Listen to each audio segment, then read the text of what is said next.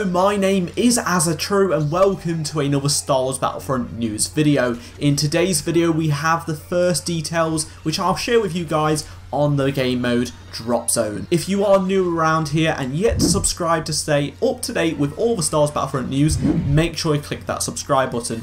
Now let's look at the article that EA Star Wars posted. Drop Zone is an 8v8 game mode and features Rebel and Empire teams fighting to catch and control drop pods which are falling through the atmosphere, very similar to King of the Hill. If you locate a drop pod in its crash site, you have to make your way to it and trigger the short claim process. You will actually win the game if you capture 5 pods, which is pretty cool. If you locate the crash site which a drop pod has landed in, you have to trigger the short claim process. Your team will win it if you win the actual game if you capture 5 pods or control majority of them after the 10-minute time limit is up. If a pod is constantly changing possession with no team able to defend it long enough to claim it, another pod will be sent down to break the stalemate. Then there would be 2 pods that the team have to gain control over. I'm actually imagining some really fun battles right now. I think this is going to be one of the best modes in the game if it is done correctly. I cannot wait to play it in the beta.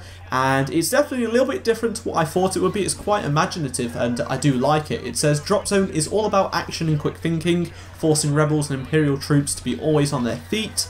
Though captured pods need to be defended as well, static players standing in a cluster too close to their pods always run the risk of being hit by explosives or a well-placed orbital strike, which is expected. Dennis, the lead designer, said, "This goes hand in hand with our design philosophy behind many of the game modes in Star Wars Battlefront. We're promoting the idea of a fast, action-packed game where you need to be mobile and think on your feet. Camping really doesn't pay off," which is really good to hear. There are power pickups within this game mode, which is pretty cool.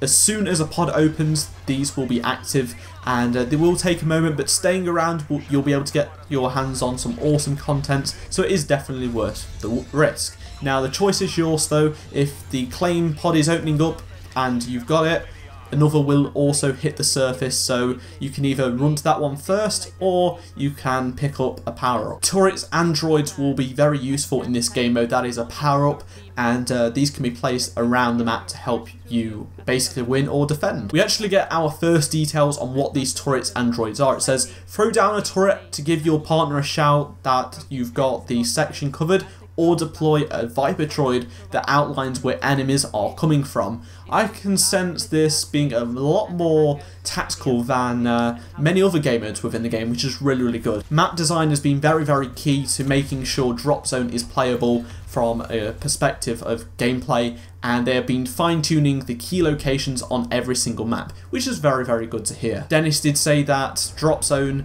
on the swamp crash site on Endor is his personal favourite, and it's definitely very good. It's actually centred around the GR-75 transport ship and lots of choke points, as well as a waterfall overlooked by Ewok Village. I wonder if we'll be getting some brand new gameplay just before the beta drops. I think we will, probably of Drop Zone. It will be really interesting to see how that pans out. But anyway, if you did enjoy the video, be sure to give it a like rating and subscribe if you are new around here. If you missed any of the 2 videos on screen, be sure to check them out, and I'll see you all in my next Battlefront video. Goodbye.